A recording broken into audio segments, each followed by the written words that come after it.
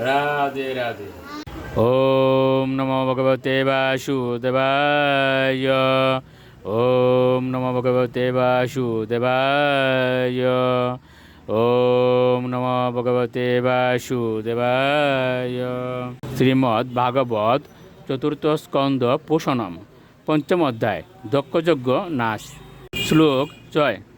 অনিয়মানসতো রুদ্র পার্শ্বদৈরি বৃষম নদদ্বীর্বেণ দৎ শুভৈরবম উদৈম্য শূলম জগদন্ত কান্তকম সম্প্রাদ্রবদ্ঘোষণ ভূষণাঙ্গি। অনুবাদ: প্রচণ্ডভাবে গর্জন করতে করতে শিবের অন্য বহু সৈনিকেরা সেই ভয়ঙ্কর ব্যক্তিকে অনুসরণ করতে লাগলো।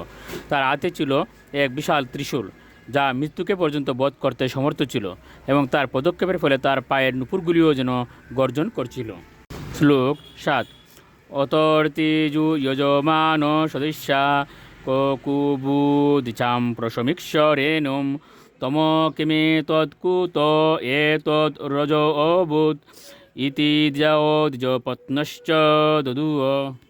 অনুবাদ: তখন সেই যজ্ঞে উপস্থিত পুরোহিত, যজমান, ব্রাহ্মণ এবং তাদের পত্নীরা সকলে আশ্চর্য হয়ে ভাবতে লাগলেন, এই অন্ধকারের লোক কোথা থেকে। তারপর তারা বুঝতে পেরেছিলেন যে সেটি ছিল একটি ধূলির জ্বর, এবং তখন তারা সকলে অত্যন্ত উৎকণ্ঠিত হয়েছিলেন। শ্লোক 8। বাতান বান্তি নই সন্তি দশব প্রাচীন বর্হির জীবতি উগ্রদণ্ড গাবন কালন্ত ইদম কুতরজ লুকু অধুনা কিম প্রলয় কল্পতে। অনুবাদ: সেই জ্বরের কারণ সম্বন্ধে অনুমান করে তারা বলেছিলেন, বায়ু প্রবাহিত হচ্ছে না, কেউ গাভীর পাল তাড়না করেও নিয়ে যাচ্ছে না। দস্যুদের দৌরাত্মের ফলেও এই জ্বর সম্ভব নয়, কারণ এখনও প্রবল পরাক্রমশালী রাজা বর্হি তাদের দণ্ড দেওয়ার জন্য জীবিত রয়েছেন। তাহলে এই ধূলির জ্বর সমুত্থিত হচ্ছে কোথা থেকে? তাহলে কি এই গ্রহের প্রলয়ের সময় উপস্থিত হয়েছে?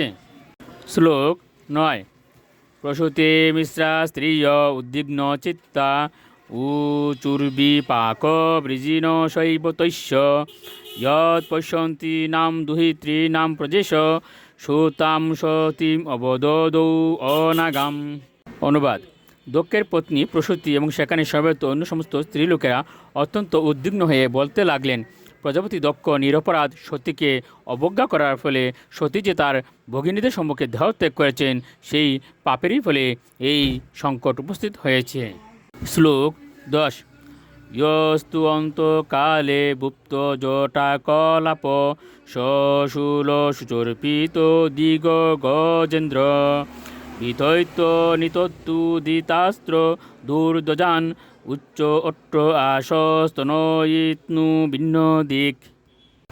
অনুবাদ: প্রলয়ের সময় শিবের জটাকলাপ বিক্ষিপ্ত হয় এবং তিনি তার ত্রিশূলের দ্বারা দিক গজেন্দ্রদের বিদ্ধ করেন।